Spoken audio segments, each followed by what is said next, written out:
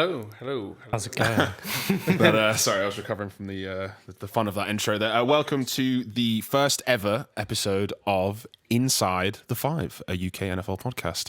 We are your hosts. I am Dan. I'm Nathan. And my name is Nima. And yeah, so come join us for roughly an hour while we discuss our short-sighted opinions on our favourite teams and teams we do not like. Why the podcast, lads? I was gonna give you that question before as a load up, but I decided not to. Why the podcast? Why are we doing this?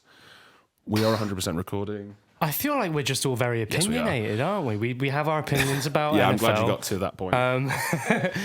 We stand by them, and it's actually just good fun chatting about. I think it was because you don't usually get a mixture, or I guess maybe you do. I don't know. I don't know outside of our friend zone, but we got a mixture of different teams within but we're all like interested in the sport as a whole, and not just. Obviously, we're very biased towards our team sometimes, but like most of the time we're quite unbiased. We sort of we just enjoy what other teams are doing and stuff. Yeah, exactly. And obviously, our plan is actually to have, quite a lot of people on this show. This is originally sort of a larger group idea. So yeah, that makes a lot of sense. Well, thank you for that. I appreciate that. Right, so a quick rundown of the show, just so I know, and we all know, just because I'm going to get a bit confused.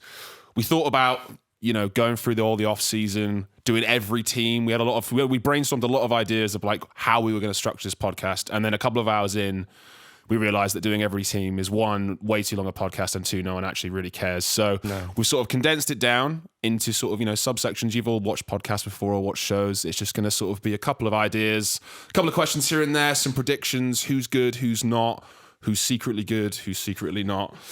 And should we get stuck in, boys? Do it. Let's do it. All right, so the first segment of Inside the Five, a UK NFL podcast. Are you ready? Is the biggest news during the off-season. So this is sort of, what did you guys think? There was a lot that happened this year, a lot we can talk about, but your personal biggest news. Want to start, Nima? Chicago trading up for Justin Fields. Yeah, that's a good one. I know that was very much in the moment. Yeah. But no one expected them to be able. I didn't expect them to be able to make that trade, in terms of capital and whatever.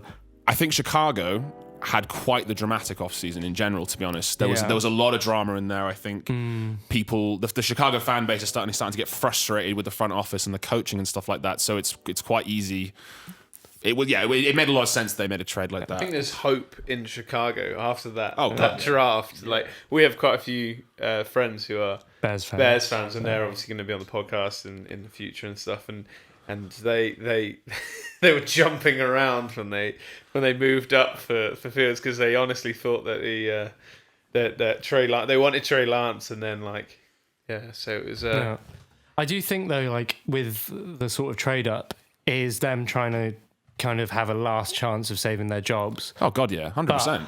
I honestly don't know if it will work. I don't think personally. I think Justin Fields will be amazing. I don't know if he'll save their jobs. Well, I guess I suppose the problems with Chicago are that they're so layered, because it's like they're coming out of a Super Bowl window now. Not to be brutal on that. I'm speaking very biased here as a Packers fan, and I'm trying very hard to not do that, because I know that Dan Marionel would kill me for being so blatant about it. But I think. There's certainly potential. I really like Justin Fields. I thought he had a great preseason. I think Allen Robinson's a great receiver. Whether they can keep him or not is another question. How many defensive pieces they're going to lose as the contracts go on? They picked up that tackle as well. Is it Tevin Jenkins? Yeah, but I think he's injured. He's injured, but one for the future for sure. And I guess the great point with that is that, in the process of trying to sort of rebuild the team, and obviously Ryan Pace and Matt Nagy trying to sort of be a bit more, cautious of their job security, they did actually do a lot of great moves, but they've just been unlucky. You know what I mean? With draft, really trying to draft a starting team and losing a lot of them in injury. Not for the whole season, but certainly for a lot of it, where there certainly could be a slight problem. I'll tell you what's funny. Is that when any of our friends who are Bears fans hear this, they're going to be so annoyed that we opened the podcast with just ripping on the Bears. We're sorry. They're a classic franchise. We do love them. You can defend. Yeah, you can defend yourself when you're here. Yeah, exactly. I'm sure they will. Do either of you have any preseason news? I can go if you want. Yeah. Go ahead. So mine is also draft. For me, the most surprising trade up, I thought, was San Francisco. I thought San Fran going third. It was just such a statement. Yeah. And the fact that who did they trade down with? Was it It was the. There was a few different It was a double ones. trade with the Dolphins. Yeah, it was and Miami. someone else. It was Miami they traded Miami. down with. So for Miami to trade down, that showed a lot of faith in Tua. All of that's sort of starting to unravel now. But I just thought it was a really big moment. Jimmy G. I mean, how many years out of a Super Bowl has he won? They were in a Super Bowl a year ago. Do you know what I mean? Like, He's only ever been fit for one season though, so yeah, and he went to a Super Bowl in it. It's yeah, and admittedly that they had so many. I think it was I read something or heard something that was 30 something injuries in total across the whole like team last year. So it's a lot. Obviously not all starters and stuff, but that significantly decreases your depth chart and stuff if you've got for sure. 30 people injured. Yeah, well, I remember when Green Bay played them last year, and even though we won, I was stood there being like, this is not the win over San Fran that Green Bay fans wanted. Do you know what I mean? We're going to take it, obviously, but it just kind of felt like we were kicking a dead horse at that point. I'll take any win over the 49ers. So I absolutely love to see them fail. But yeah, I think that was an actually potential blockbuster trade up. I'm just quaking in my boots as a Seahawks fan. Absolutely, I'm sure you were. Surprised at who they chose? I would have gone for Justin Fields personally. I don't know, just because with my limited scouting ability, I just think he. A bit harsh on yourself then. I was certainly veterans in the Madden season. We've drafted a dynasty or two in our time. Oh yeah, that's true. What are they called? We took Dublin. We changed the Washington football team to Dublin. The Dublin Shamrocks, yeah. Dublin Trevor Lawrence, Shamrocks. #1 overall. Yeah, they were. He was only a star. If you can believe that. No, I think the bet for me out of the two for like trading up, the Bears really won the draft for me in terms of the quarterback. 11? I just think Justin Fields had because he played the last season as well. Obviously, Trey Lance has been out for a while, and it's like there's a lot more like questions to be asked of Trey Lance. He played well in preseason, but yeah, he really did. But it's just obviously the preseason is different. Yeah, but we'll just see. We'll see how it goes. But I mean, it's looking good for San Francisco. They're both looking very impressive. Yeah, they are primed to have a good season. But I will say though, I don't know how in jeopardy Kyle Shanahan is. My guess is that he wouldn't be, given how proven he is. And yeah, exactly. He certainly has a great sort of PR campaign and a PR manager or whatever. Yeah. But sure. I think if they don't have an incredible season, that questions will be asked. People are going to start thinking, well, why isn't this working with the team that we have or whatever? So I think they will have a good season. The Jimmy Garoppolo, Trey Lance thing seems like they're kind of happy to share the role, but who knows? Losing Robert Saleh is a big loss to the absolutely, defense absolutely. Well, because he was a big. I believe he's a Pete Carroll he was at the Seahawks years ago, and he sort of took some of that Pete Carroll aggressive D-line sort of defense, which is cool, and obviously he's now at the Jets, and that's a great shout for head coach. I actually was kind of like, it'd be really great to as a successor to Pete Carroll. But anyway, I think they're going to suffer a bit on the defense because they've lost a few players in the backfield as well. Their secondary is certainly not what it used to be. Josh Norman's a good addition, but I don't think it's... We don't know what Nick Bosa is going to be like when he comes back from his injury. So I was going to say as well, Salah's such a personality on the sideline as well. Juice. He's got a lot of juice is the perfect word. Yeah, as Mr. Cowherd would say. Shout out to Colin Cowherd. Hope you're listening. Yeah, I actually do that. That'd be incredible. Yeah. Okay, so I'm going to quickly skim through. Actually, you haven't done one yet, Nate. Yeah. I apologise. My biggest... Well, I was going to say the 49ers. I'll do a quick one just before we move on. Like, the Aaron Rodgers trade debacle was obviously huge, but he's now settled. That's also coming up in another segment. Don't you worry about that. Yeah, obviously. obviously, you must have been shitting yourself for a wee bit on that draft night. Yeah, oh, God, yeah. That was... To ruin my draft minutes before it started... It was Adam Schefter. Oh yeah, Adam Schefter. I will never forgive Adam Schefter for that. And also since then, it just seems like You and Adam Schefter have just drifted apart. Yeah, but also like it just seems like the veil has been pulled off with Adam Schefter, and now like every time he says something, like some player will like go out of their way to be like, actually that never happened. Now, do you know what I mean? So if like respect for lying your way to the top, but I saw you, I see you. He's like the Fabrizio Romano of the NFL. Yeah. I remember how gutted you were. And to not be bitter, I will say on the flip side that Aaron could have debunked that an hour in, and he chose not to. So maybe Schefter was right. I'm just saying, no smoke without fire. So my actual news I'm going to go with is a relatively new one. Mac Jones winning the starting job in New England. That is yes, huge. that's a big Cam Newton being released. Sham Newton. That is a big move from Belichick. He hasn't found a new team, has he yet, Cam? No, he hasn't. picked him I up. feel sorry for Cam because actually, like, I used to really dislike him, and I think it was just because of the antics and the running. Bravado. And I always used to think he was quite one-dimensional, but actually, I think it was just. I don't know. It's one of those things. I didn't like the celebrations, but I think he was humbled a bit after that Super Bowl loss. I think he sort of come back, and he proved that he could play in a different system, and he could play for like Belichick. So I do feel bad for Cam, but like I think it shows where Bill's like head is at in terms of like moving forward with and obviously Mac Jones was he's such a Belichick kind of quarterback. It's not flashy. It's not. Like, no one's really talking about Mac that much, like in terms of his ability and stuff. But it's his brain probably. But like, like when you say he's not as like athletic as like Trey Lance and like Justin Fields or even like some of the people that already like come in the drafts before as well. And I'm not putting this on the Patriots, or I'm not giving this vibe at all to them because obviously I'm going to big them up here. But the first Super Bowl that Bill Belichick ever won, he won with a great defense, a good run game, and a quarterback who was consistent and reliable. And it's looking I'm not saying that's what's going to happen this year. That there are way better teams than the Patriots across the whole thing, and I'm not denying that. But it's funny how it only took a year removed from Tom Brady for the Patriots just to kind of be like, oh yeah, just so you know, like our culture hasn't changed at all, and we can still make this work potentially. Well, also, Brady wasn't the player he is now back then as well. Like, in fact, Brady had a real lull period between like the start of his career and then like the end of his 30s. Like, essentially, like the late 20s and like early 30s of Brady's career was essentially like. Trophyless, but like obviously there's only one trophy. I think he's win, more but... successful in his career after the age of 38. I don't think he's won. I think he's won 4 Super Bowls in like 5 years or something like that. Yeah, because he won 3 at the start and then no, 4 and 5. It's like 4 and 6 or something like that. It's he's won a lot in the last half decade. It's really been all time. He won those 3 in. It wasn't 3 in. No, he didn't win 3 in a row. But he won in his first season as a starter. He went back to back. So he's the last guy to go back to back, and then they won a third one like a couple of years later. Admittedly, he lost a few Super Bowls to.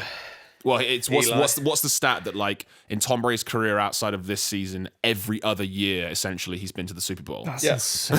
That's mental. It's just Then insane. are we really going to have another podcast where we're doing the whole Brady thing? No. It's unanimous. Do you know what I mean? Like anybody who disputes that, it's a big shoes to fill. 100%. But yeah, I mean, if Bill thinks he's right, then I mean he's the greatest coach in the NFL. So we'll see. Yeah, he couldn't ask for a better start, to be honest. Yeah, 100%. I think those were good. Yeah, I'm pretty happy with those. So to flip the page now, to go to the other side, same kind of vibe, but in a different section.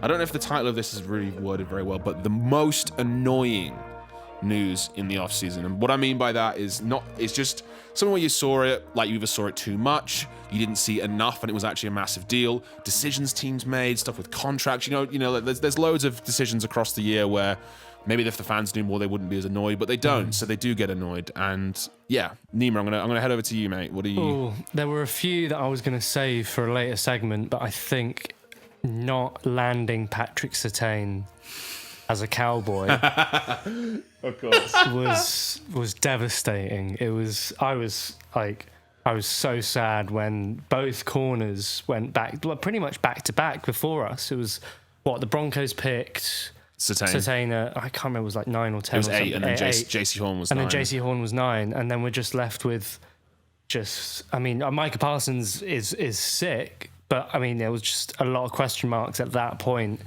as to whether we needed another off the ball linebacker. Like the Cowboys are notoriously bad at developing them. I mean, look at Leighton Vander Esch. I mean, he's injury prone. I think that's not fair. It's no. There's a few others. My brain's kind of drawing a blank at names. Is it Jalen Smith? Jalen Smith, exactly. We haven't got a good track record. I wouldn't have been surprised if Jerry had just gone for a wide receiver, just to stir the pot. No. I was going to say the Eagles took Devonta Smith after, because I was going to say Devonta Smith was on the board, so they could have. They could have taken him, but it would have been so unnecessary. Do you know what I mean? Amari Cooper, CeeDee Lamb, Michael Gallup. We gave them our pick for Devonta. That's what I'm saying. Yeah. That's what I'm but saying. It would have been. It would have been very funny. Yeah, I mean, if we had Devonta Smith, Amari Cooper, and CeeDee Lamb, that would be. Gallup as a number 4. All it would really mean is that you would just lose 58-42 rather than 48-32 like you do normally. But that's my biggest pet peeve was the one time we could have drafted a secondary player in the top 20. Yeah, and we just couldn't do it. It wasn't our fault, arguably, but it was just very frustrating. Nature of the draft. Yeah, man, you gotta love it. How about you, so Nathan? Great. I mean, obviously, the most annoying thing of the offseason was all the Russell Wilson talk. In my notes here, I've even put just like Russell Wilson, period. Like, just because everything after, because he won the Walter Payton Man of the Year, and then they showed the pictures of him looking pissed off at the Super Bowl, and then they asked him, and obviously he's pissed off. The man wants to win more than anything. Like probably. I wouldn't say as much. Well, I don't know. How can you compare desire to win? But he has been without a top 10 O-line probably his whole career, and he's had a winning season constantly. And seeing Tom Brady in his what was it, his 10th Super Bowl? No, yeah, his 10th. Was it his 10th? It was his 10th. Yeah. Then because he must have been fuming. I would be fuming. So obviously things were said, but then also the fact that. The organisation didn't come out and say anything, and then he said the 4 teams, and then everyone was kicking off, going, "Oh, he's going here, Wasn't he going to the Cowboys for a second? He's going to the Cowboys, he's going to Saints, he's going to the Bears," and then the Bears were having all these talks, and Seattle was saying nothing, and then I was just like, "Oh God, this is."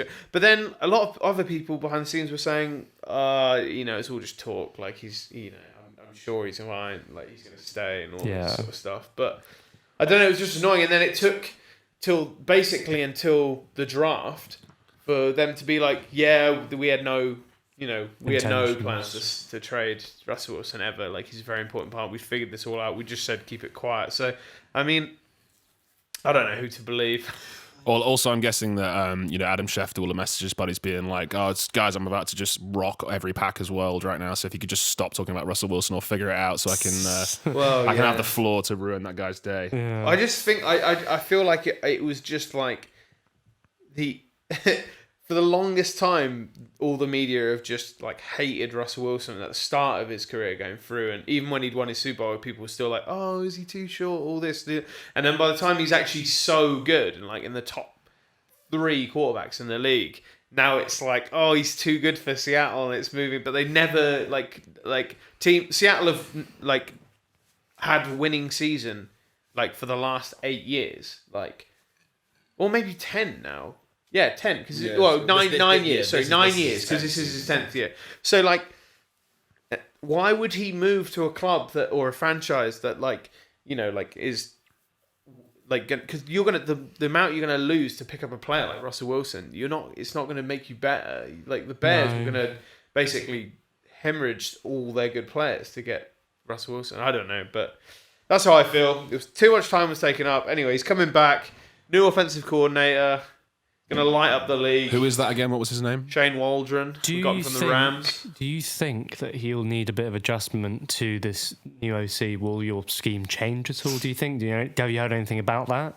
I think this is out of interest, just because I'm only learning about the importance of that knowing recently. Russ, when in college he transferred and he learned the entire offense of a new team in one summer. So I feel like he's got the brain power to pick up. It's whether the whole team can do it, but we'll see. Slightly off topic. Apparently, Mac Jones was teaching Cam Newton the Patriots playbook during preseason, and that blew my mind. That just prep wise, that was possible. Anyway, moving on. No, of course. Point. I mean, I could spend an eon talking about the whole Aaron Rodgers thing. I'm not going to, because I think if you want to listen to that stuff, I don't know why you would, but it's literally there's thousands and thousands of videos, certainly thousands of videos of Colin talking about divorce and the breakup and just rip the Band-Aid off. And yeah, it's a lot of analogies. It was just irritating, and I'm not going to go into it. I'm going to go with a bit of a left field swing here. Hit me. Then the news that annoyed me the most was the Bengals not taking Penei Sewell when they had the chance. Now, I don't know if Penei Sewell is going to be the generational O-lineman that he is, and I'm not saying that, is it Jamar Chase? Yeah. I'm not saying that Jamar Chase will not develop into a good receiver, but you at least take that if I was a Bengals fan and I saw that we didn't take O-line after our number 1 overall pick QB, who looked like the guy, didn't get any protection for 9 games? He was on par to get sacked 70 plus times in that season. And then he got sacked 1 too many times and has now had an injury that's almost as terrible as Dak. So I'm surprised at how chill everyone's being about Joe Burrow's return, and they're just like, everyone's got eyes on Dak. How is Dak doing? He's not fit. He's not ready kind of thing. I honestly, it might be, I'm not trying to belittle Dak's injury at all, because obviously a compound fracture is bad. But how do we know if his muscles in his actual leg were intact or anything? Because literally rupturing an ACL is awful. You can recover from broken bones. So they're obviously going to be a bit weaker, but they'll get harder as they come back. But an ACL is it was both as well. It was both. He did his ACL and his MCL. Who, Burrow? Really? Burrow, yeah. It was a double ligament. So I would actually argue it might be worse. Right. So to that I was point, angry when I saw that. Yeah. So to that point, and that's a great point. Is that I think a lot of NFL viewers will have felt frustrated, because it's I know it's not. I'm not hating on the players. I know it's no one person's fault, but it did just feel like there was a guy there who really could have done something with Cincinnati, and still may. I'm not saying he won't, but his protection isn't that much better. They've got a wide receiver who, Joe Burrow needed one. They lost. Was it Al Green? AJ Green, sorry. Al Green isn't Al Green the Motown singer. Yeah, Al Green. He'll be at your wedding. So apparently he was a reverend as well. He really? marries Reverend Al Green. It's a good the name. Reverend. The Rev. So they take Jamar Chase, and he dropped every pass in the preseason. I don't want to be that guy, but that's a lot of drops, everyone. And do you see what he blamed it on? I don't know if this is true or not. I saw it on please tell me, I haven't seen this. It was allegedly. I'm going to use the word allegedly just in case I get any sources hating on me. Yeah. It was because apparently the design of the football is slightly different to the one in college, so it's harder for him to see when it's being thrown at him. So his timing's ever so slightly off. Wow. Okay.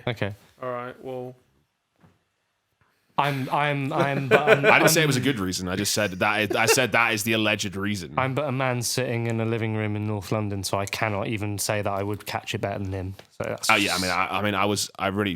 glad you didn't say that, because I don't believe you. I don't think any of us are under the illusion that we could do a better job. We definitely can't. But yeah, Burrow getting injured. I was fuming as well. Yeah, and just not taking O-line. We've got division predictions coming up for those for those listening. And I won't spoil what my Bengals record is going to be, but it's not good. No. It's not a good record. Do you know what I mean? And it's not even like a.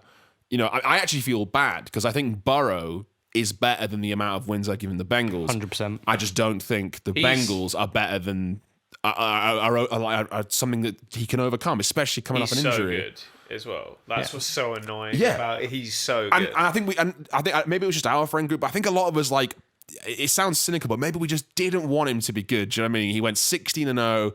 He won. He's smoking cigars. He's smoking cigars. Around, exactly. He's got the swagger. I think, but then they were like, he's got small hands. You know what I mean? And it was people were trying to tear him down. And I think I was screw Joe Burrow. Who was the other QB in that draft? It was Tua.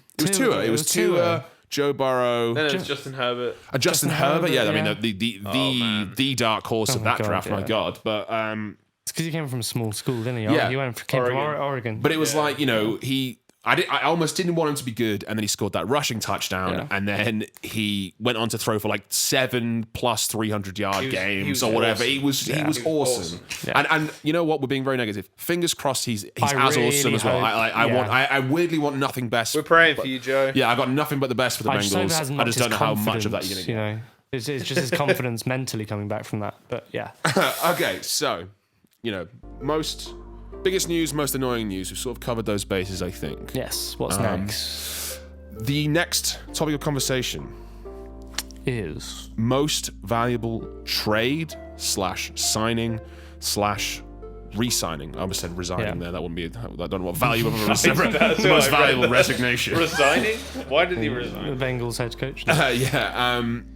But yeah, so this is just like any pieces that you felt were added to teams, or like acquisitions, or maybe like a contract that was shuffled around a bit and stuff was put into bonuses that meant they could extend cap. For example, you see Big Ben came out today and was like, the reason I restructured my contract was so they would have space for TJ Watt. So the fact that there's like a sort of contract issue going on at the moment, a little bit of fuel to that fire kind of thing, whether he plays this weekend. Someone hit me with the most valuable signing. I'll go first for this one if you don't mind. I'm going with a rogue one. I'm not sure if you guys will. I'm going to go with the Chargers signing Corey Linsley. You son of a bitch. I know. I'm sorry. You just had to bring it up, didn't you? You just had to bring it up. Well, I think you're going to be all right with your Josh Myers, is it? From Ohio State? Yeah, well, fingers crossed. Yeah, we'll find out in Jacksonville this Sunday. I think Corey Linsley is a massive piece for the Chargers. I think the protection for Justin Herbert was obviously... It was okay last year. Apparently it wasn't. It was. Well, I mean, I'll do it in Colin's voice just in case this is not true.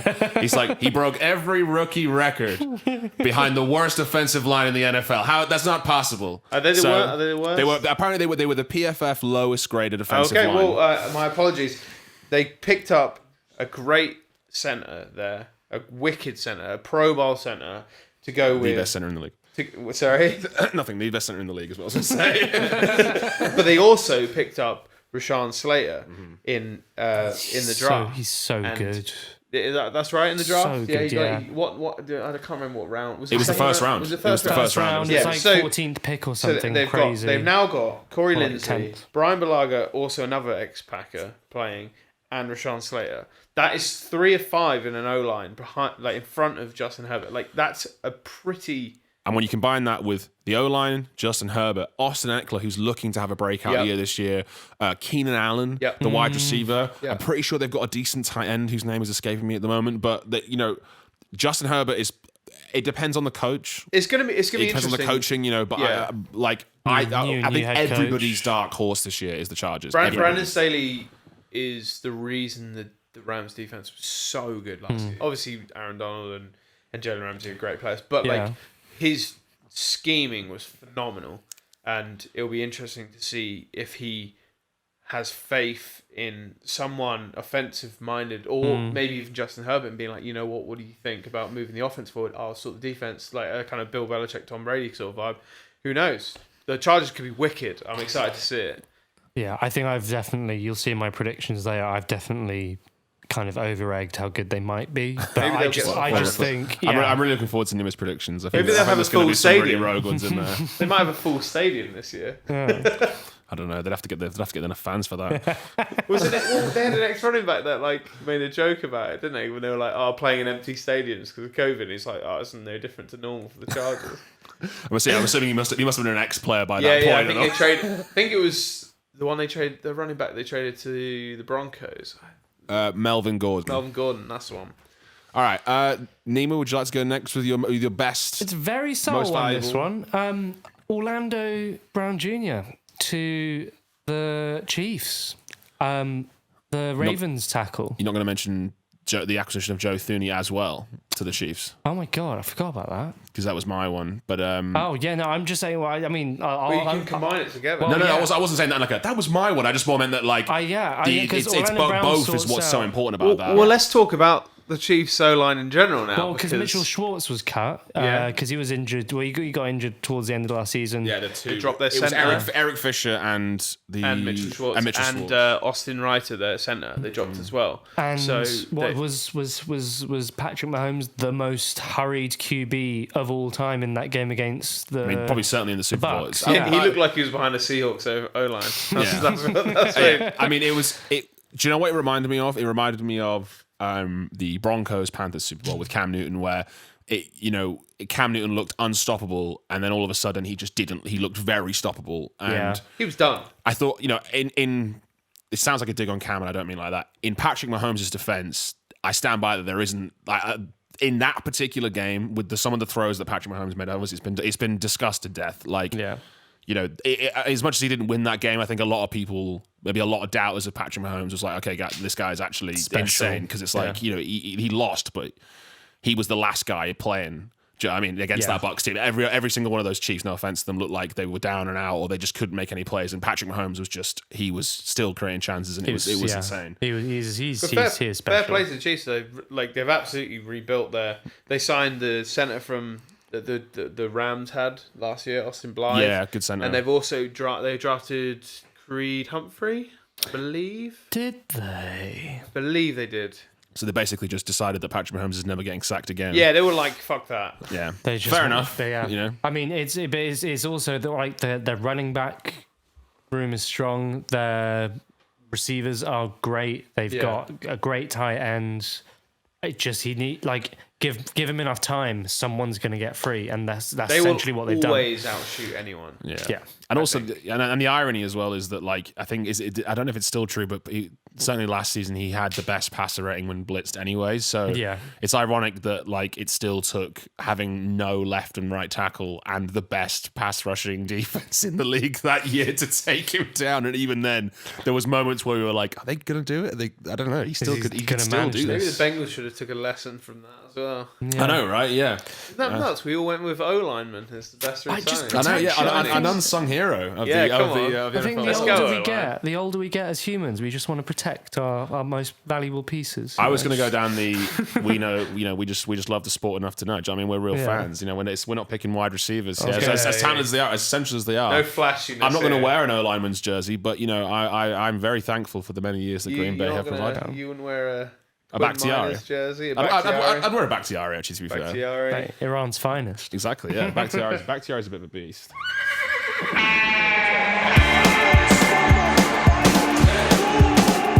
I can't stand it. They made this.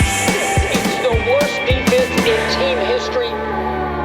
How about them Cowboys? Welcome to Cowboy Corner with your host, Rootin' Tootin' Nima. Sorry, soundboard technical difficulties there. Yeah, we're gonna have a weekly, monthly. Monthly. maybe it'll be segment. Maybe let's not put all those eggs in that basket. A little Cowboy Corner. So yeah, Cowboys. Lots to talk about. Indeed. I mean, before we get into that, what I would like to say is that for some listeners, it might feel a bit weird that we've dedicated an entire segment to the Dallas Cowboys and written original music for it. Completely original. If I can defend that for a second, is that I think whether you're a Cowboys fan or not, there is a certain element about the Cowboys, something about the Cowboys where, love them or hate them, everyone's got one eye on them. Do you know what I mean? Everyone kind of wants to know what they're doing, whether it's just to make fun of them or to rally up some very, very small wins and make it seem like an absolutely huge win. So it feels necessary that we have this segment. So yeah, so please, Nima, continue. It's been quite the off season for Dallas. It really has. Going from Dak's injury into the second surgery palaver. Where did he have a second surgery? Did he not? Who knew at the time? To then, so basically it just came out that he had to have a second surgery on his ankle, and then people were shitting themselves if he would actually come back anywhere near as good as he could, or he was. But and then his contract talks, the draft is big old off season. It was if I may, the weird thing I found coming as a non-Cowboys fan here, where I'm not willing you to fail, but I don't mind it. The thing I found most baffling with that, I'm welcome. Yeah, the thing I found most baffling with that was that it felt like last season the Cowboys had made their choice with how they were going to go about the Dak thing. They were going to franchise tag him, and then they were going to make him play and earn his contract. And if he didn't, he didn't. And if he did, he did. And then he got a brutal injury, which obviously is no one's fault. It's not his fault. It was horrible to watch, to see how heartbroken he was. That really sucked. But if I'm thinking like a businessman, like a billionaire businessman, where like I don't care about feelings or accents at all, you couldn't have asked for a better out. Do you know what I mean? Like, you'd franchise tagged him. He was crippled. I don't want to use that word actually, but like, do you know what I mean? Like, he was very, very injured. And yeah, it just felt like that was Dallas's chance to be like, it's done, and then to offer him a contract, and not only offer him a contract, such a the largest one at the time for about 2 seconds. I thought the same. I honestly thought they were going to move off him. And at one point we had the 4th pick. We were that bad. Towards the tail end of the season. And yeah, I before the draft actually happened, I thought the only reason we didn't get rid of Dak / the reason we did sign him was purely where we were picking in the draft. Like, we didn't expect Justin Fields to fall to us, or Mac Jones, or maybe we didn't like Mac Jones necessarily, or whatever it was. I thought Jerry would be a businessman and get rid of him. I love Dak. I think he's a great quarterback. I like Dak. This is not an anti-Dak show. No, 100%. It's more. We like you, Dak. Kind of being realistic at one point to soften a possible broken heart if he did leave. I thought that they would get rid of him. Yeah, and I think that's a great point actually. Is that like it really did feel like quite the gesture. Do you know what I mean? In that, like, it almost felt like the Cowboys were sort of trying to repent for how they had handled that business and paid him what he was owed. Because ultimately, regardless of how he plays from now, in his first 4 or 5 years, he had a season where he went 14-2. He went to the playoffs. Like, I think he won a playoff game. You know what I mean? Like, there are things there where, like, you look at Baker Mayfield right now. Baker Mayfield went to the playoffs once, and he's won one playoff game. And like, they're talking about him. And we're at a point now where there's almost no doubt that he's going to get that contract. Do you know what I mean? So the fact that Dak, it was such a big question mark. And I don't know, is he a franchise QB? Is he not? And like, I like Baker Mayfield. I don't like. I'm certainly I don't love him, and I don't really get the massive hype. But I think pre-injury, if he'd have been like Dak or Baker, I'm not saying I would have definitely picked Dak, but the difference is, you know what I mean. There's a mobility. Dak was a 4th rounder. Wasn't certainly a maturity. Yeah, so like 4th rounder. He didn't have the same initial pay. Funny enough, I remember you actually pointing it out down in the preseason, like when he was playing. You were like, actually, like, because Tony Romo was the number 1, and like you weren't as into NFL back then. No, I didn't. I actually had no interest in NFL at that point. But Tony Romo, and there was all the question of like, is he going to replace Tony Romo as the number 1 for the Cowboys and stuff? And then that season when they had Ezekiel Elliott and it was they were crazy. phenomenal. They were amazing. And to be fair to them as well, they've consistently been the number 1 offense quite regularly, like under or just over the last couple of years, like certainly in terms of yards. Yeah, and that's what I mean. Like just in terms of like offensive play in general, they've been the number 1. There's an insane stat that if our defense was at least average, like the let's say most average performing defense in terms of points allowed, 15th, we'd be we'd have a 10 win season. No, I meant like if you said average defense, it's like they'd be like 15th overall or whatever. Yeah. We would win at least 10 games. If our defense was just average. Yeah. And like to the point where, a lot of commentators would say Dak's yards are empty, garbage calories, garbage yards, whatever. I honestly don't think you can put that on him. That's a team thing rather than I think there are things that precede the Dak contract that meant that people were going to be skeptical of it, which I think leads nicely into some questions actually I want to ask you. Please, go ahead. That Nathan and I had devised, is that if we were going to be critical of Dallas, which we don't mind doing, is that Jerry likes to pay. He pays people. He pays them quickly, and he pays them in abundance. So you take Zeke's contract away. You take Jalen Smith's contract away. All of a sudden, DeMarcus Lawrence. You've got loads of cap space to play with, and Dak's getting that contract. In my opinion, no questions asked because there's plenty of cap room. Whereas they were looking at it going, we don't have that much cap. we're compromise. We have to compromise players. They've We'll had have to to pay them. restructure We have to Zeke's, restructure stuff, yeah. exactly, kind of thing. But that's just Dallas in a nutshell. And leading 100%. into that actually was, so I'm sure a lot of people who are listening will have seen the Hard Knocks Dallas Cowboys stuff. I haven't personally seen it, but there was a drone shot of it's not called Jerry World. It's The Star. The Star. That's it. The Star. Yeah. The building. Well, it's the whole it's it's a campus. It's like a university. Exactly. Campus. Have you seen the footage of that, Nemo? I have not. I'm the worst Cowboys fan. I didn't watch Hard Knocks just purely out of. There's a 10,000 seater stadium. They did a. That's they not did a whole, not your Cowboy stadium though. They use it for live. 10,000. They use it for live music They did a events. whole drone shot of like going through the whole thing. It's called the Star, and it's honestly one of the best looking things I've ever seen. Because I've heard of this. I obviously have heard of the Star because a lot of the commentators I follow like work at the Star, so that I think they just at practice and that sort of thing. But Shout out to Jeff Kavanagh, love you. So just to that point, the one thing I wanted to ask you was, Yes. presumably, seeing as you haven't seen the Star, this is going to make this question almost a bit redundant, but do you know not at all. how much, because that's their practice facility, bear in Yeah. mind. As much as it has loads of flashy bits, it is ultimately a practice facility. That's what it's there for. Do you know how much That cost? the Star cost to build? Let me guess, 500 mil. $500 million. Yeah.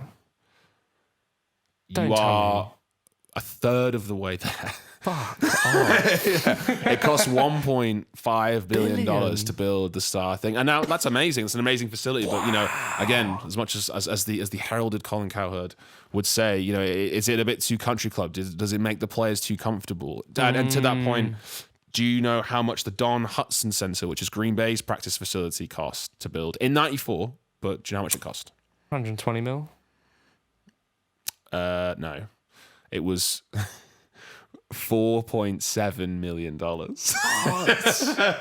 Admittedly, it looks like a 10. Yeah, I mean, admittedly, that is so Wisconsin. Do you know what I mean? It's just Yeah. like a very small, very modest practice facility. Well, I Has all guess the you want to bits. get used to the elements as Yeah, well. Like, has, you gotta has really... all the bits you need. Has all the pads and the boots and all that, but doesn't have a music concert arena. I mean, it's all a business, amongst isn't other it? attractions. The entirety of the Cowboys it's so like this is. I mean, you guys found it funny when I started supporting the Cowboys because I'm a Man U fan and soccer terms. A lot of similarities to be drawn lot of there. Very, parallels, the so- famous brand. Do not have the Glazers, word Jerry Jones. soccer said on this. Yeah, Yeah, no. we're a UK NFL podcast, Nima. We don't have to say soccer.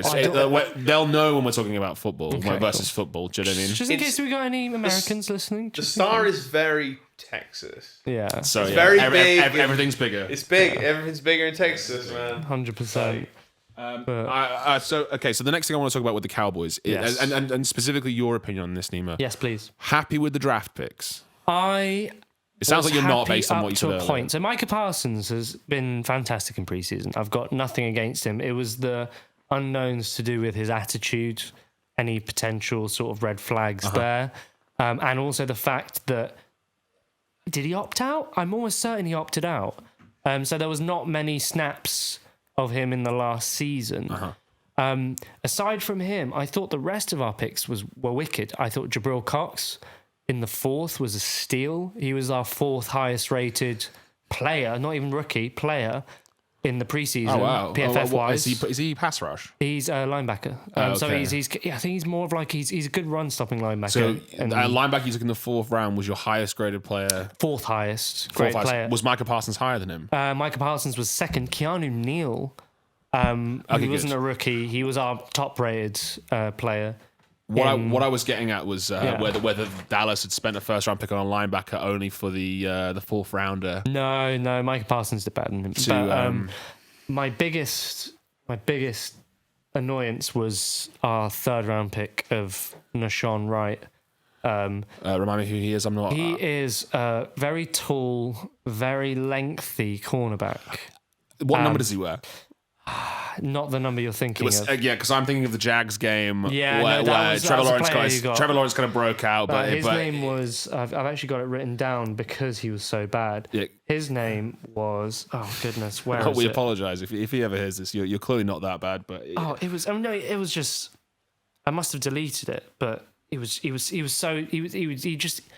didn't know where the ball was. He would keep turning. was he in the Jags? Because the Jags It was game, the I'm Jags thinking, game, as much as I was really happy with Trevor Lawrence, I really like Trevor Lawrence. I know that doesn't really need to be said. I think a lot of people like Trevor Lawrence, Yeah. but like I want him to succeed. I'm kind of down for a bit of a changing of the guard with QBs. Do you know what I mean? Like, I think as much as I love seeing Brady win Super Bowl after Super Bowl, it would be nice to see, more competition. Certainly in the AFC is happening. So I was really glad that he got a game where he could get some confidence before what is going to be a very long and a very brutal Jaguars season. Yeah. However, I did think that the main thing I was taking away from that game was that there are a lot of quarterbacks who could have scored touchdowns in that game because there was, whatever your cornerback scheming was going on in there, a mess. It was a mess in that game. Every single one of the players in that game were practice squad players, apparently. So they're not going to be in our first 4 or 5, top cornerbacks. If you're a Dallas fan, that's music to your good ears news. right there. But Nashawn Wright, he's got a long way to go. He's a bit slow off the mark. Maybe great in a cover 3 system as like a deep third, but he doesn't really have the sort of like, if someone just manages to burn him on a fade, like he doesn't have a catch up. The to Sherman me. effect. Like he really doesn't. Nice, sweet band, We picked up another guy called Bahana, D-line. He looked good. He's a fatty, like a big boy. He's just. Hope he's not listening. No, I mean, if you ever listen to Jeff Kavanagh, he always calls like the big sort of nose tackles like fatties. So Great. he's our little fatty, big fatty. The Cowboys are gonna have a good time then. Yeah, Well, I think that's what I was about to ask you, Nima, was with that, I know we're doing division predictions later on in the show, but I guess maybe not an honest. I've got what I've got written down is honest NFC least prediction, but actually what I would prefer is an honest prediction of the Cowboys season. Maybe not in terms of wins and losses, but what are you looking for from the season? What would your best case scenario obviously is going to be they win the Super Bowl. Worst case scenario, what you want to take away some points that you're happy with, knowing that you're going to build into the future. What are those points that you're looking for there? I would love to see, and this is not to do with like records or anything. I would just love to see a defense that actually plays with a bit more zip. Kind of they get to the ball quick. They have a bit more of a desire, a bit more sort of like a controlled aggression 100%, to them. Because I feel like last year with the old DC, who shouldn't have been there in the first place, I forget his name. Just the defense looked lost. Not worth remembering. No, The worst defense in league history. yeah. What, mine? My team? No, it was the Cowboys. We were on par. We were on what do you call it? On course. We were on course to be the worst. But Dan Quinn, however much he might have deficiencies as a head coach, people, not my argument. People seem to argue that could be the case. Watch But the Falcons. Well, isn't Matt Patricia back at the Patriots? there we go. I think I'm pretty sure he is. But Dan Quinn was the DC for the Seahawks when we won our Super Bowl. But what I'm saying is that because you were saying despite his deficiencies as a head coach, as a DC, I think I'm actually going to double check they have that. way less to focus on. Yeah, They can just focus on their job, which is the defensive side of the ball. And he's got a good linebacking core. Like he's got depth. My phone's on airplane mode, obviously.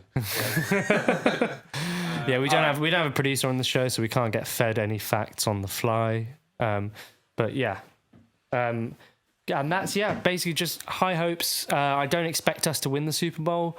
Playoffs would be a lovely surprise. Well, as we'll say goodbye to our Iranian correspondent over at Jerry World. Nima, thank you so much for your time. We're going to move on. All right, so we just spoken about the Cowboys, their preseason. And I think that's a good segue into the actual preseason. A quick preseason recap. Yeah, we did have a think about sort of going through all the games, but again, that was part of the. We're not doing a 5-hour podcast because we don't have the stamina and no one's gonna listen to it anyway. So I guess it's a preseason recap / sort of big moments, highlights, sort of things that you took away from the general preseason, teams that look good, things that made you laugh or whatever. I'm happy to start with this one if you want, because this has been burning on my mind for some time. Go ahead, man. What is the deal with everybody caring about the Ravens being 19-0 in the preseason? I didn't even think preseason. I know it obviously does matter. It matters. I didn't even think it really mattered. Well, I mean, all I've learned from the Seahawks offseason is that I don't know what. Yeah. What? Not a lot of your starters turn up to those games. Yeah, the starters didn't want to play. So explain my point with that is that I came into this preseason a lot more invested to watch it than I ever have. I think being denied it last year, just made me want it and made me want to watch it. And I was really invested to get stuck into a whole season as I remember them and enjoy every second. So you would think that I would be the kind of person, the exact kind of person who would get hyped over this Ravens being 19-0 thing, but I don't really get it. No one was talking about it, and then all of a sudden my social media was like, they've done it again. The Ravens are 17-0 in the preseason with a 12-4 win over the Lions, and it was just like, I don't understand. Do you know what I mean? Now, obviously, there were players that shined in that, and this is not to diminish. I don't know what the backup's name for Lamar Jackson is, but he had a really great preseason. He looked really good. I thought he looked really good. It's nothing to dispute that, but preseason doesn't win you Super Bowl. It doesn't do anything. It was just very odd because it's like, and especially if the Ravens were Super Bowl dominant. Do you know what I mean? If it was the Patriots, for example, where they've won, they've been a dynasty for the last 20 years and they were 19-0, then there'll be a sort of link to like, oh, well, they always go undefeated in the preseason. That's why they deliver every year. Whereas like the Ravens, it's like, they've been great and Lamar Jackson's fantastic, but there are certainly question marks over this Ravens team. Is this power running style game gonna be enough to get to a Super Bowl? Do you know what I mean? It's like it just felt a bit odd that they were going to sort of make a massive deal out of going undefeated. It's a stat that doesn't really matter to me. I don't. Yeah, I just thought that was really odd. Not the preseason doesn't matter, but like it seems like it's been mattering less and less recently. Like fewer and fewer starters are playing. Like people are actively like, why are you playing Tom Brady in a meaningless preseason? That was weird, actually. Well, he took Brady. a sack apparently. I saw. Yeah, Brady did get sacked in the preseason. I would have thought that a lot of teams, especially imagine if he was out for the season. I would have thought like the especially the more like the ones that are really competing at the top. Like I would have thought a lot of them would like they are going to start. They're like starters. They would like maybe use an F1 term here, sandbag preseason, where they like almost like don't show off almost like make it look like they're crap. Yeah. So that when it comes to the actual season, people think, oh, right, we've got these. Yeah, and I think to that point, it's like, there are certain teams that needed to play starters. The Patriots being a prime example. I think they wanted to figure out the Mac Jones, Cam Newton thing, and they wanted to figure out in real time, not in a preseason. They wanted actual starters and them to lead the actual team, and that was a good litmus test.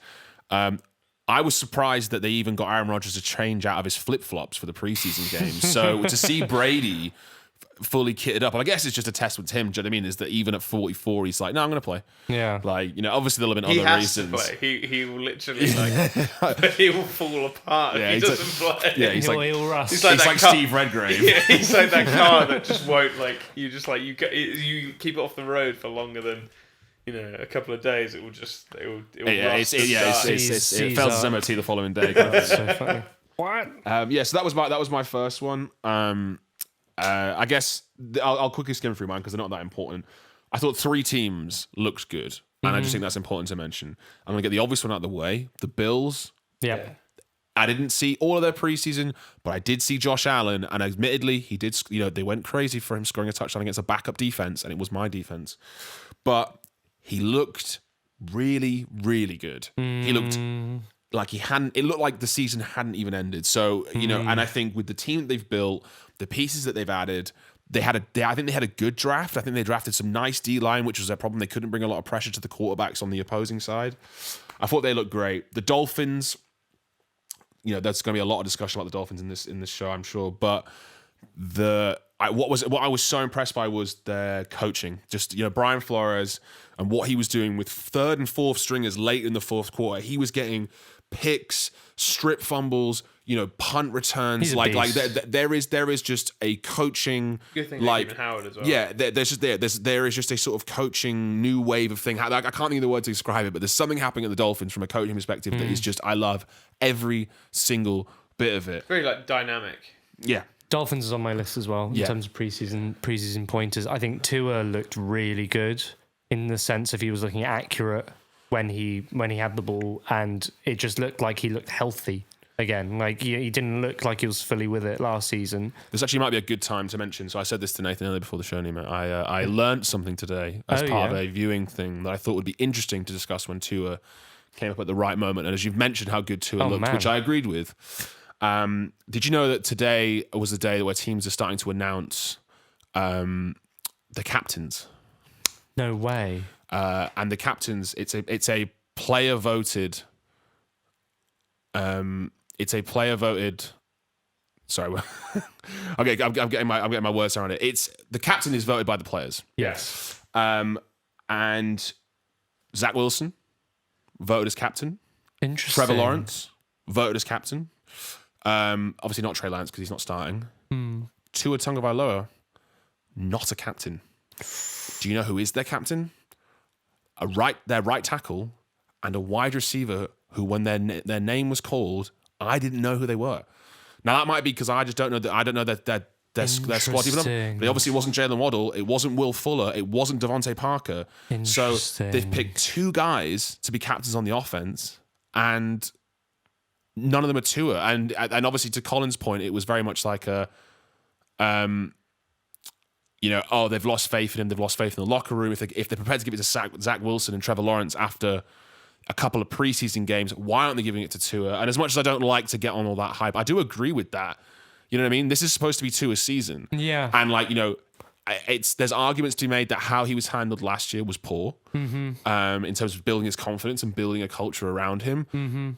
This is his season now, and we've not even played a game, and the Miami Dolphins have already been outed for making a move for Deshaun Watson, and the players have now not voted him as a captain. Yeah. And I'm a Tua fan. I want Tua to succeed. I think he will be good, but I think the playing for his job narrative got a lot bigger for me today when I heard that, that a position that is awarded to you by your teammates, and you are the captain of the team. Whether you're voted it or not, a quarterback has to be a leader of the team. That's what they're there for ultimately. On that topic, did you guys hear about Jalen Waddle's slight disgruntlement at being drafted by the Dolphins? No. So there was some sort of chat about his reaction when he got picked. Yeah, I just saw that actually. I could see in his the way he walked, he seemed really. And before, annoyed. because he was at didn't Mac Jones take over from Tua? Yeah, He was at Bama. And when Waddle was asked, Tua or Mac, he was like, Mac any day, or something along those lines. Not quote unquote, but it just sounded like he wasn't a fan of Tua in whatever sense. Could it be like as a QB, a personality? I'm guessing here, he was not happy. It's And the fact he was maybe being paired up with Tua. It's got to be a personality thing, because the thing with I've not seen a lot of Tua, but he seems very capable as an athlete. I think that outside of the injury, I don't doubt his ability to play. I think the doubts for me is that he doesn't seem like a bad person. He seems like a really, really nice person. I don't know if he seems like a really, really nice leader. Mac Jones, when he got drafted, I hated the walk he had. It almost had a Vince McMahon mean quality about it, and I was just like, you smug little dick! You just fell 15th, and you've been drafted by the Patriots. You've fallen right, the perfect spot for you, and you are milking it. But maybe that's the attitude you need. He in a matter of months has won. I mean, admittedly, he won a job against a QB who was already on thin ice, but still, he still did it. He still, Jalen Hurts hasn't, as much as he's the week one starter, he hasn't won that starting job from the sound of things. Because they have Joe Flacco and Gardner Minshew. They traded for a quarterback mid off season for that. You know what I mean? I understand that because last season when he came in, everyone was being like, he looks great. He looks so good, and I thought he looked great as well. Yeah, again, another one. I'm a Jalen Hurts fan. Yeah, I think Alabama sort of people are generally quite sick. I'd love nothing but failure for Jalen Hurts as a Cowboys fan. I've got good news for you, Nick. I have a feeling that's going to happen whether we want. Oh God, they're a mess. That Nick Sirianni. Now, does that lead us on to more preseason recap? Yeah. We should move on from the Tua stuff. Yeah. We got one. I mean, did anybody have any preseason highlights that were not about the Patriots, Bills, or Dolphins looking good, or the Ravens going? Nothing that we haven't covered already for me. Yeah, I mean, agree. Mac Jones. It was just Mac Jones, and he had a great looking O-line. Well, you know what? Mac Jones, rookie QBs. I love segueing into things nicely. We're gonna move on to a little quiz for you boys. I prepared a little quiz for you. Yeah.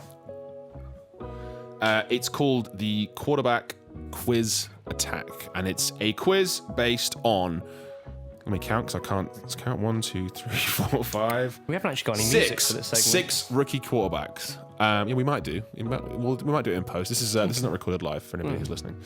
Not yet, anyway.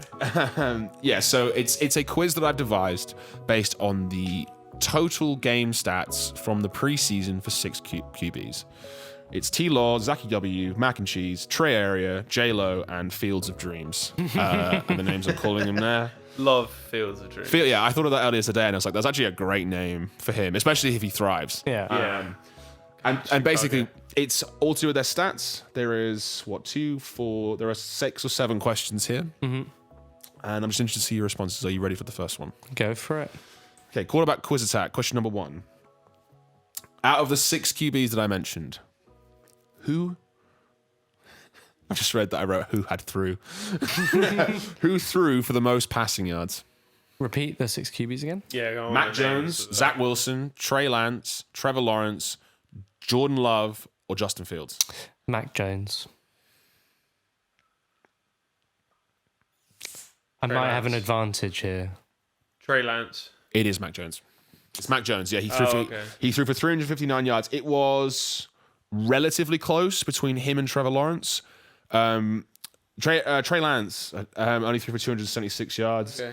Zach Wilson threw for the least with 191 yards. They played him regularly, though, Mac Jones. They played him quite a bit. Well, like, yeah, he certainly had a lot more of an involvement in the thing, but that will also come with the quiz. I want to also just just hear the nicknames again. The nicknames were Very T-Law, Zachy W, Mac and Cheese, Trey Area, J-Lo, and Fields of Trey Dreams. Area. Yeah, because the only reason I know that one is because the pundit did that when he threw the 80-yard touchdown out of nowhere. He was like, Trey Area, and it was just like, that's a great nickname. I wouldn't have never come up with that. All right, question number 2. Yes. Who had the best completion percentage? This is preseason. This is all the preseason games combined. Okay. I did the numbers. Zachy W. Zachy W.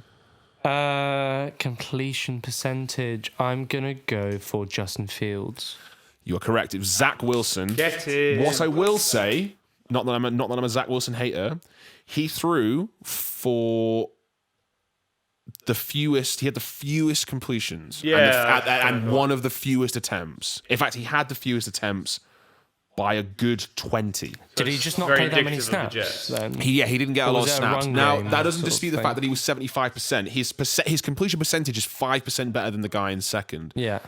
which is Trevor Lawrence. However, what I will say is that I feel like Trey Lance got a bad rap with his completion percentage in the preseason. Lots of drops. He had 9 drops. So I've also crunched the numbers for his completion percentage twice. Completion percentage is what I tried to say there. I crunched the numbers for his completion percentage twice. With the 9 drops, he had a completion percentage of 46%. So that is low. If they had been catches, he would have had a completion percentage of 68%, Which is fantastic. Which would have put him, well, still at the bottom, but only by 5%. Yeah. And 68%, It's a QB's good looking for 70 percentage. plus. It's a Do good you know what I mean? So yeah, that was the completion percentage. Question number 3: Who had the most touchdowns? Mac Jones. Trey Lance. It was Trey Lance. Total touchdowns anyway. He had 4. And he had the most by a long way. Trevor Lawrence and Zach Wilson had 2. Mac Jones had 1. And Jordan Love had 1. Oh, I guess handing it off doesn't count. Yeah, that's why, because I remember watching a video of Mac Jones hand it off for like 3 in a game. So I was like, it must be the him. Patriots are the running team. Also, I think, I forget that. Trey Lance had He had a couple of bombs. Yeah, also, I think Shanahan's offense certainly lets people shine, but it also felt like towards the end they were really trying to get his confidence up because they have to think about moving off of Jimmy G at some point mid-season, so they need to get his confidence up straight away. Yeah. Who had the most passing attempts? Trevor Lawrence. Yeah, okay. It's Mac Jones. Interesting. 52 pass attempts. I won't dwell too much on that, but it was the most by 8. Trevor Lawrence was second. Now, again, Trevor Lawrence got loads of game time. Both of them got loads of game time. Yeah. All right. Penultimate question. This is more conceptual and opinionated than actual facts. Who took the most brutal hit out of all of them? Oh. Justin Fields. It was Justin Fields. It hell was of a lights game out. right off, yeah. It was lights out against the Bills. It was so bad, and Joe, it was so bad that Tom Brady mentioned it and then made a whole point about how brutal hits on the defense shouldn't be flagged as often because he believes that it's the offensive players' fault and team's fault that they don't know how to play the game well enough. To avoid getting hit. I think I agree. Rich Eisen said that he agrees. He made some points. Yeah. Shout out to Rich Eisen, by the way. Yeah. Incredible pundit. Rich. We would love he's a we'd good love the guy. mugs as well. mugs If are you the ever hear best this, goddamn thing. little gift basket of those mugs would be phenomenal. All right, and finally, who is the best quarterback of those 6? This is opinion, right? Justin Fields. Who's the best quarterback of that 6?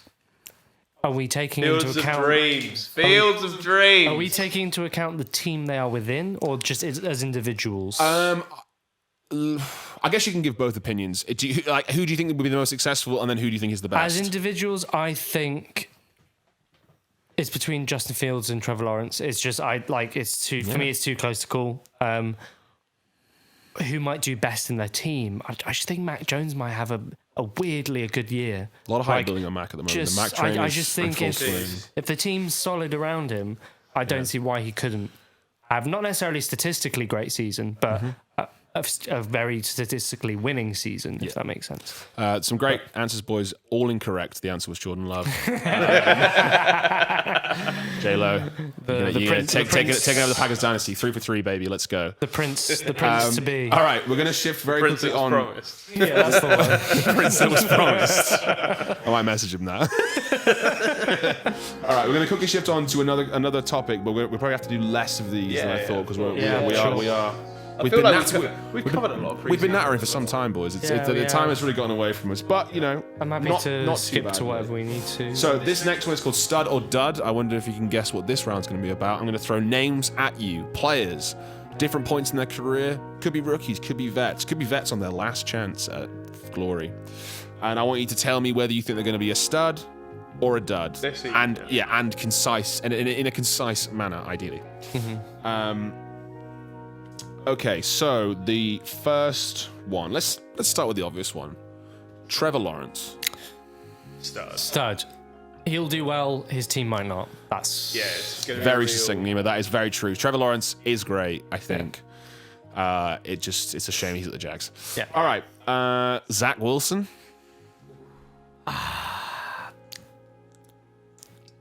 I'm gonna say stud, but barely. Yeah, I agree. Stud And- barely, but it depends because I really liked Sam Darnold and he was awful. And it also he was just- the best thing at the Jets, but he was still bad. And it Sam depends on Darnold's never played with a Pro Bowler. That's a fact. And it depends on if the He's gonna be great. I'm glad for Sam. He got the hell out of. Yeah, hell yeah. Depends on Anyway, if the yeah. coaching has changed the But attitude well enough. 100% Robert Saleh's gonna bring the G. So So we'll see. Yeah. maybe. I'm gonna say dud because I don't know if the Jets can escape whatever hell they're in.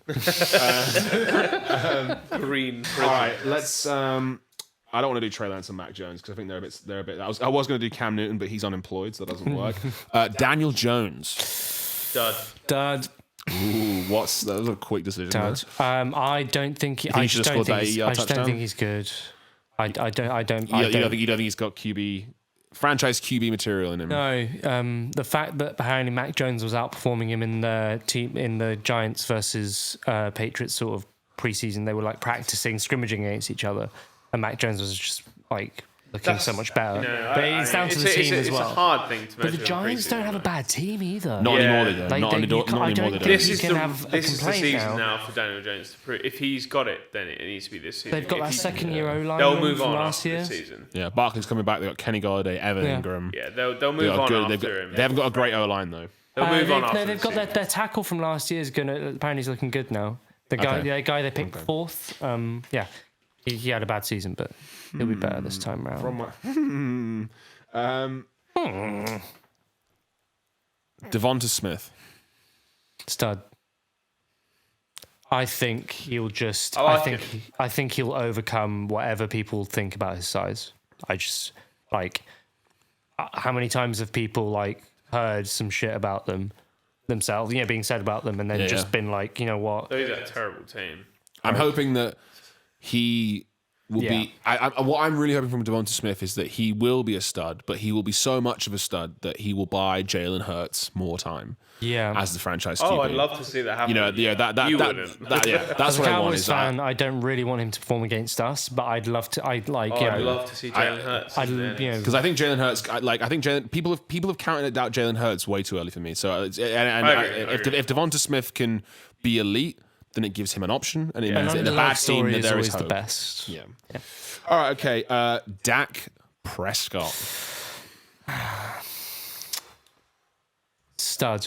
Ooh, shocker from the Cowboy fan there. $164 million stud. I'm gonna go dud just for argument's sake. Okay. I think that leg's not as. I think they're hiding some stuff. I don't think he's. Yeah. I don't think he'll be good early on, but I think his mere presence will be is galvanizing. I think he's a Jordan leader. Henderson. He's a leader.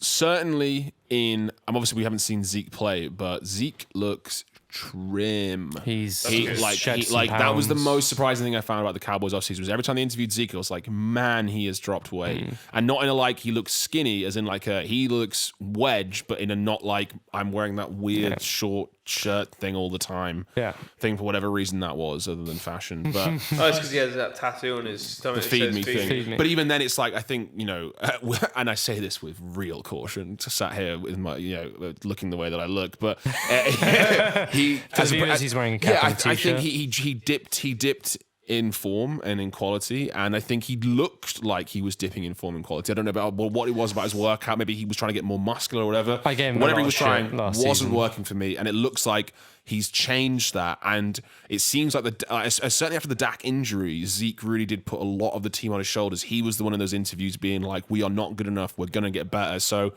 if Dak's injury and his comeback has motivated Zeke, then hell yeah. And also, even if you can't throw that well deep, I think with the run game and the sort of CD Lamb with the second year and Amari Cooper being a boss and Gallup being a great, possibly third string wide receiver this year, maybe if CD breaks out, I just think we'll be fine. We won't win any Super Bowls, but Cowboys talk. We've got a whole section. Yeah. I have my chance. All right, okay. I'm going to suggest we skip straight to MVP discussion. How does that Yes, sound? I'm down for that. Great. All right, okay.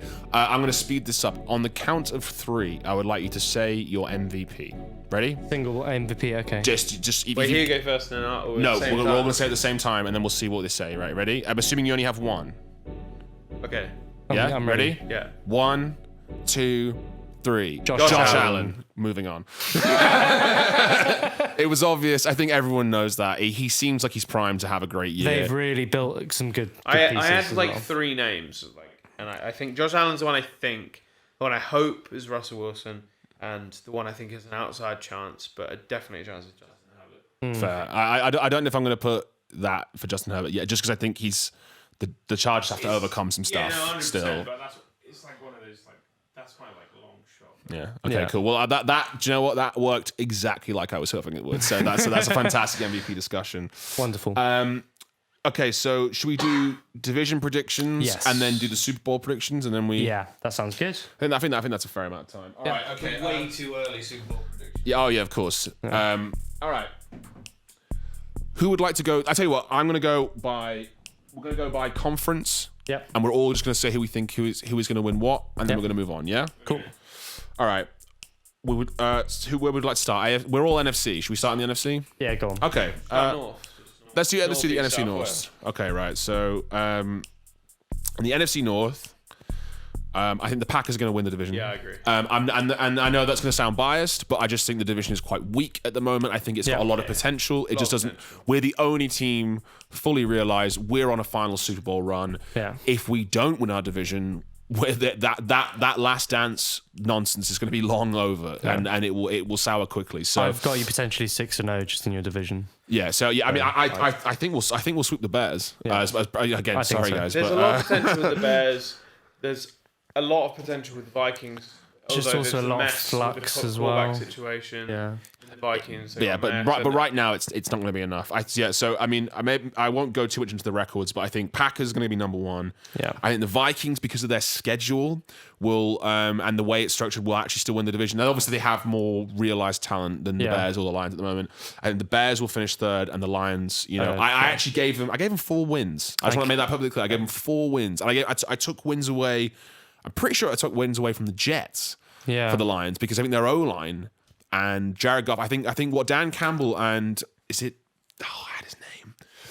Whatever the Lions GM is, to consider this the deal they got with the whole Jared Goff 2 first-round picks thing. I think they've actually built the foundation to make Jared Goff have the best chance of succeeding. Whether he succeeds or not, I don't know. I may not have given them as kind a record, but that's fine. I haven't actually done the records on my thing. I've just put the names in the order. I think just because I thought I'd try and say. Yeah. Well, what are your? Well, I put back Packers, then Bears, then Vikings, and Lions. Yeah. I'm yo-yoing with Bears and Vikings. They're within one game for me. It can go one game. I think the Lions will definitely finish last. I feel sorry for them, but Detroit deserves better. Detroit, you deserve better. You deserve. The city that gave us Motown and James Jameson.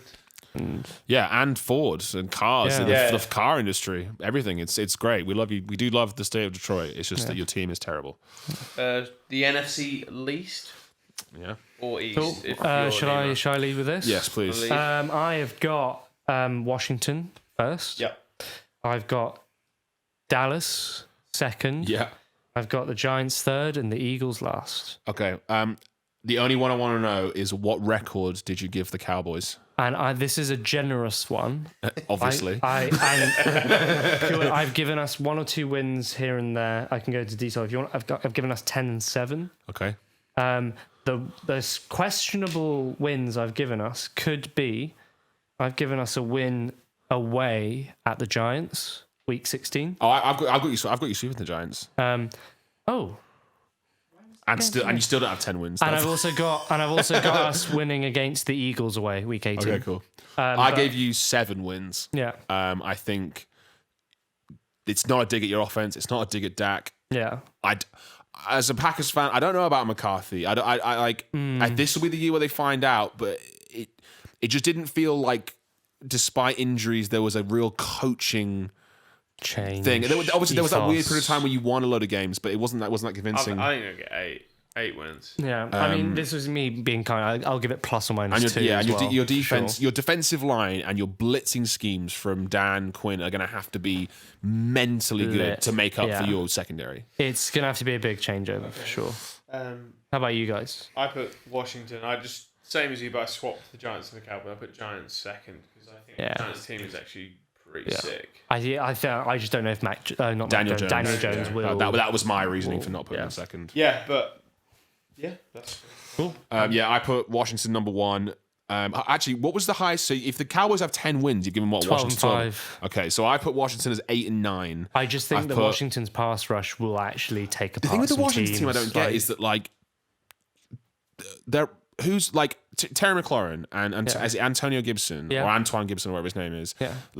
Good players. Yeah. Ryan Fitzpatrick, I love the guy. Yeah. He's getting what, 12 wins?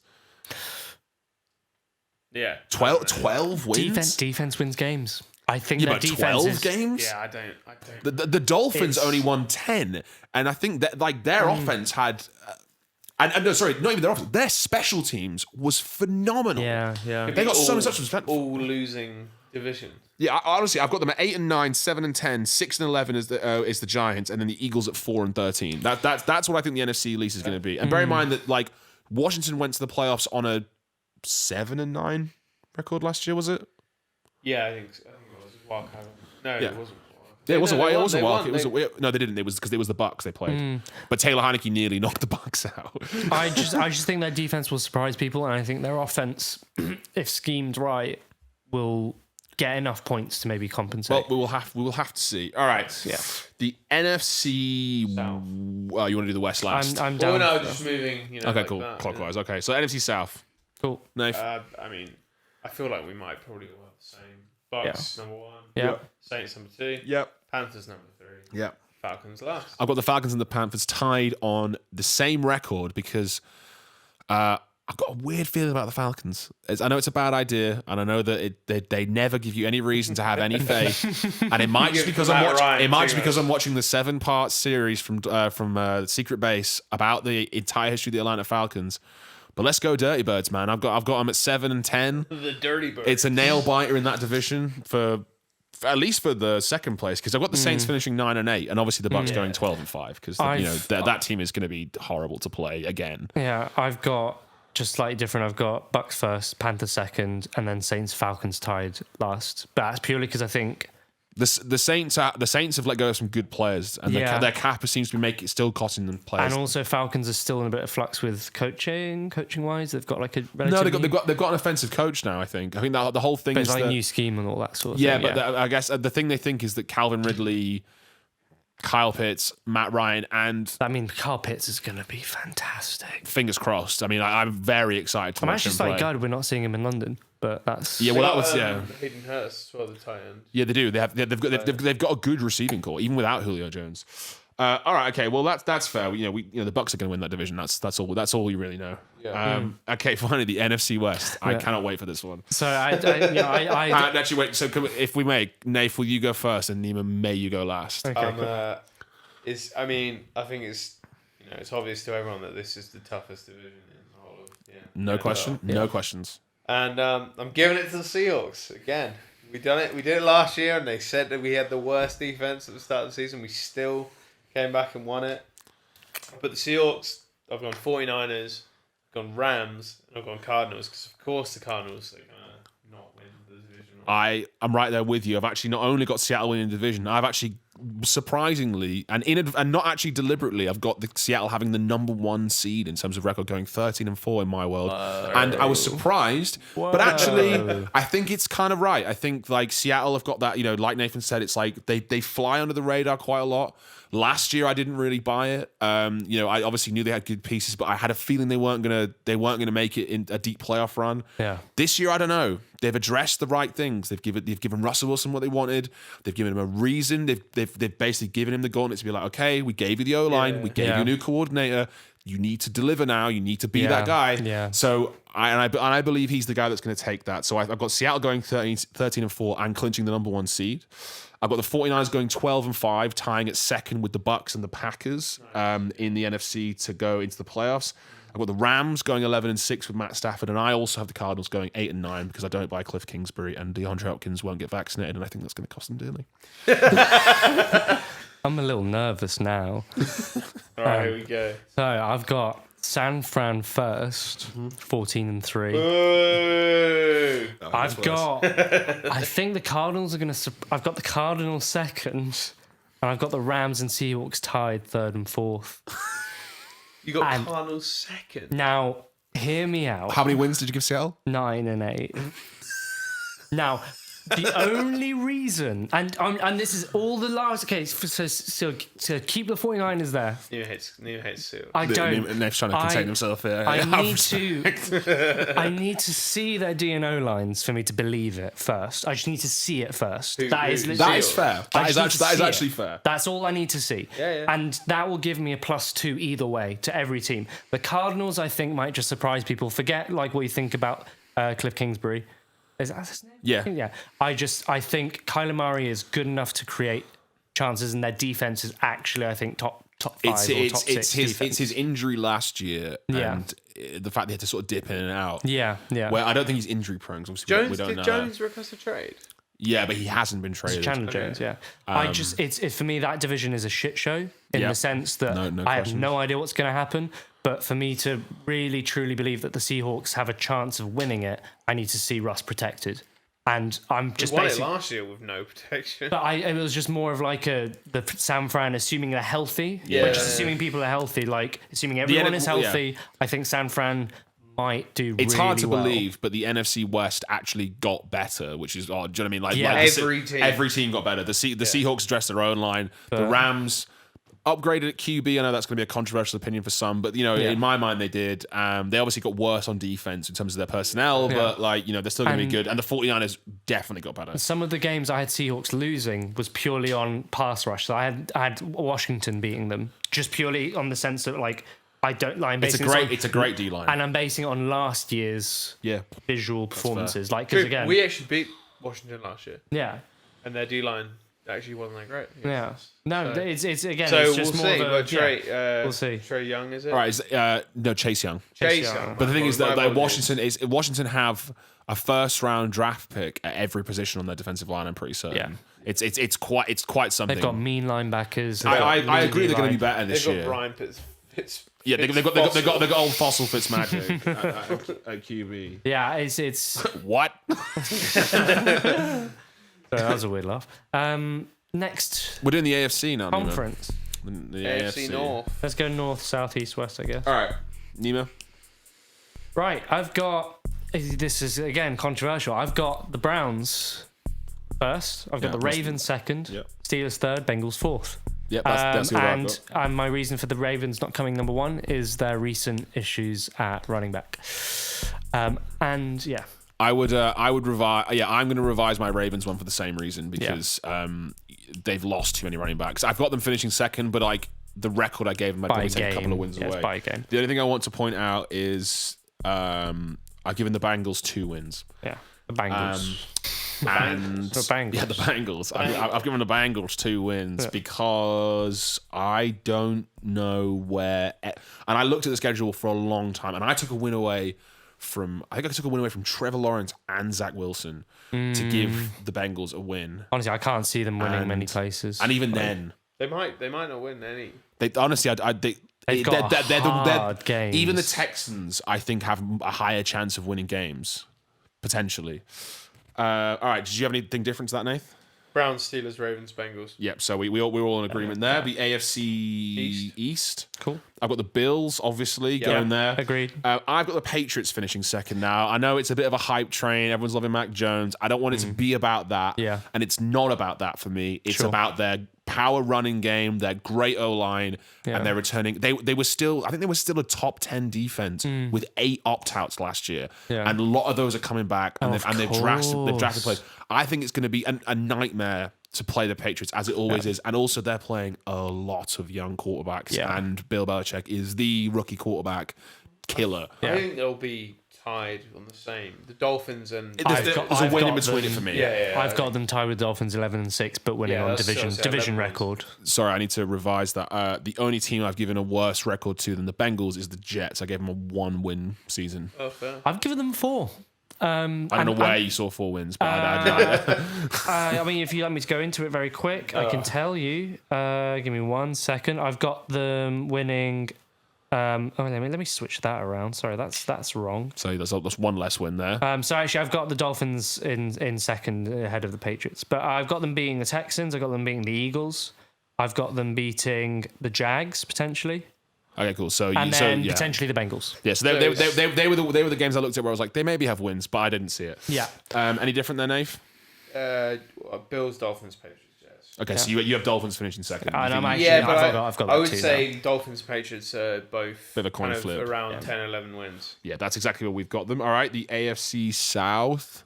Bit of an easy division, this one. Yeah, I feel like we might probably all have the same.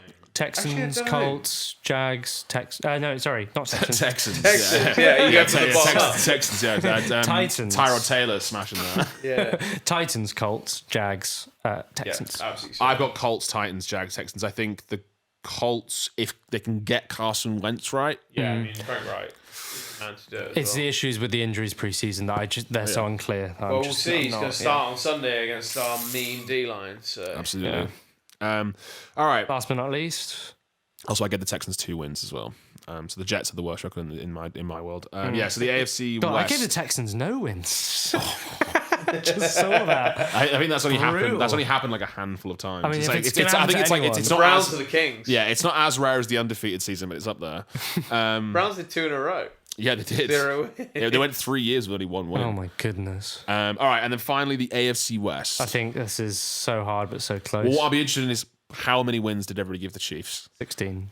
Oh my god! $14. I gave him 15. Oh, 14. I gave him 15 wins. I had him beating the Packers, to be fair, and I had him beating everybody apart from the Bucks. I think they play, and I didn't give him a win there. And I didn't give him a win against. I think there was a run of games where they have loads of hard games, and I was like, they're going to win the first 2 or 3, and then they're going to be burnt out, and they're going to lose one randomly. I think if they get so far ahead, they'll towards the end of the season, I think they'll rest. Yeah. They won't Well, there's no point giving. I mean, obviously there is a point because habits will be broken. But Patrick Mahomes is 10-0 in September. He's thrown 30 touchdowns, no picks. He's got a passer rating of like 100 million or whatever. I think we're in no argument that Chiefs are not going to be number one. Yeah. I got the Chargers second. Close second. Everybody's dark horse. I've really got them 15-2, which is I think very. You got the Chargers at 15-2. But I think that in hindsight, I don't think that's a little bit. I mean, I would love that. I would absolutely love that. It depends entirely on their D. I think their offense might pop. 15 wins is nuts. It is nuts. I've never seen a Chargers team with 15 wins, and I watched the number one offense and defense, which in the same team get knocked out in the divisional round. Yeah, I mean, I think I may have gone a bit wrong on that. Rivers but deserved it. Okay, Broncos and Raiders. What order? Broncos third, Raiders their fourth. defense is just good and enough, I assume we're all in worry about the fact that the Raiders O-line just disappeared in about half a Josh week. Jacobs is not going to be a good running back without a good O-line. Derek Carr is the best player on that team now. So underrated. And also, did you see that Baker Mayfield made the underrated? Like they did like an underrated team, and Baker Mayfield was the most underrated quarterback, and then Baker Mayfield, if anything, is overrated. Yeah, he was the number one pick. He's getting a huge contract. He's in a great team. But I think whereas Derek Carr has he's got a pass rating of over 100 in a Raiders team. Yeah. You put Derek Carr, if Bill Belichick had Derek Carr, he would be amazing. No problem. I think Derek Carr would really shine in a lot of offenses. This is just a little love to Derek Carr. You don't get enough of it, man. You keep fighting. We like you, Derek. Yeah. Good looking lad. Guy. Yeah. Good looking lad. All right. Well, so that's it. That was all the division predictions, I think. We're moving on to Super Bowl. Way too early. The last segment, the way too early Super Bowl prediction. We've come this far. Thank you for sticking with us. If you have. You're listening to Inside the Five, a UK NFL podcast. Sponsored by nobody yet. But if Manscaped would like to jump on this, please hit us up. I was going to hope for Goldman Sachs or something. For their money, not for their principles or anything like that. No, of course. All right. Well, who wants to go first? Because mine's pretty generic, to be honest. My Super Bowl prediction. I feel like people are going to really roll their eyes at mine, so I can get mine out of the way. I need to double check mine, so you go first, please. Okay. I think it's going to be a repeat. I think it's going to be Chiefs Bucks, and I think I don't know who's going to win. I never know who to call for when Tom Brady's in the Super Bowl because I grew up watching Tom Brady. And I play every Madden game I played. I always got Tom Brady. I hate to admit it, but I am a big Tom Brady fan. So if he's in a Super Bowl, at this point, to decorate his trophy case obviously seems a bit pointless, but it's still so impressive to get 8. Do you know what I mean? To push himself that little bit further. But I would also love to see Mahomes get his second and establish himself, at least earn the right of GOAT, which I feel like Madden 22, they need to have a bloody good look at that. They need to chill out. Like, I know that he's a good poster boy and he's amazing, and I love Patrick Mahomes, but to throw him in a GOAT category 3 seasons in, to me is just a bit like, come on now, let's something awful could happen. I don't want it to happen, but you saw what happened to Dak. Something bad can just be around. But also, just to contextualize that point, I'm a Packers fan. I love Aaron Rodgers. I think he is one of the greatest of all time. But it really annoys me when people compare him to Brady and be like, Aaron Rodgers is the GOAT. And it's I don't agree with that at all. I think from an athletic position, to be a good quarterback in terms of the actual fundamentals, he's a better quarterback. He's not a better quarterback when in the game though. No, he can't be. He would have won more trophies. He would have won more Super Bowls. To put Mahomes in that conversation already, to say he's only got 1 Super Bowl, he's only been there twice. Do you know what I mean? No one talks about Russell Wilson like that. Do you know what I mean? Obviously they talk about him being as one of the greatest of all time, but no one makes, is Russell Wilson better than Brady? Do you know what I mean? No one asks that question, even though they have the same. Do you know what I mean? Aaron Rodgers, Russell Wilson, more Super Bowls. Yeah, so I mean, Aaron Rodgers, Russell Wilson, Patrick Mahomes have all got 1 Super Bowl each, and Russell Wilson's been to 2, but no one's been like, he's the GOAT. Has he been on the cover of Madden? Do you know what I mean? This is Mahomes' second been on cover. The Wheaties box, So that's exactly, yeah. That's the aim of all. Okay, yeah. So that's my boring Super Bowl prediction. I think it's going to be a repeat, and I don't care who wins. I agree with that. You guys repeat? I think it's going to be a repeat. It comes down to whether I think it's going to be Bucks Packers in the NFC Championship again, and I think it's just a case of whether I appreciate that. whether it comes down to whether the Packers can or cannot beat them. Well, because you guys are being so boring, I'm going to be bold and supportive of my team and say that it's going to be There we go. Seahawks versus the Buffalo Bills. Yeah, I knew it. I knew you were going to say Super Bowl. that. It's going to be sick. It's going to be Josh Allen versus Russell I would Wilson. love that. It's going to be That the would gun be show. sick. It's going to be the deep ball my gun God. show. I would love every bit of that. And it's going to be big defense versus big moon balls and Big moon balls. moon balls. Sexy deep balls. Okay. I'm well aware of my bias in this, but I just feel like we need some bias. I know we've run over on time, but a very quick point. What is the last Super Bowl you'd want to watch in the current state of affairs? I think it's got to be it's got to be Bengals Texans. I think that would be. It couldn't be that though. I both think AFC. based on people who can get teams who can get through to the through wild card and stuff. I don't know if I'd like to see, let's say, Browns Chargers. I don't know. I don't know. That'd be a bit of a tidy game. I mean, Jay at home in any game, I think I'd be into. Probably for me, I'd say Eagles versus the. I don't know. Browns Washington would be a bit dead for me actually. Browns Washington. Yeah, that'd be a clunky I game. Is that yeah. possible? Wait. Yeah, it is. Yeah, it is Eagles possible, versus the Bengals, or the Eagles versus the Texans would be awful. Yeah. Yeah, they're all pretty It'd be games. terrible. All right, well, I think we've come to a nice conclusion. I think this has been really great, guys. I've really enjoyed doing this. I think we've done quite well considering it's our first ever podcast. Could have been worse. And to any of you that technical listen, issues. thank you very much for listening to us, getting all the way to the end. If you are interested, feel free to follow us on social media. We do have social media accounts that are a bit bare at the moment, but they won't be by the time you hear this. It's at Inside the 5 UK, Facebook, Instagram, Twitter. Possibly more if there are podcast ones that are good. Follow us all on there for posts, updates, cool branding. And yeah, all the good stuff. Follow us here at Inside the 5. Thank you very much for listening. Have a good day. Thanks very much. Have a nice time.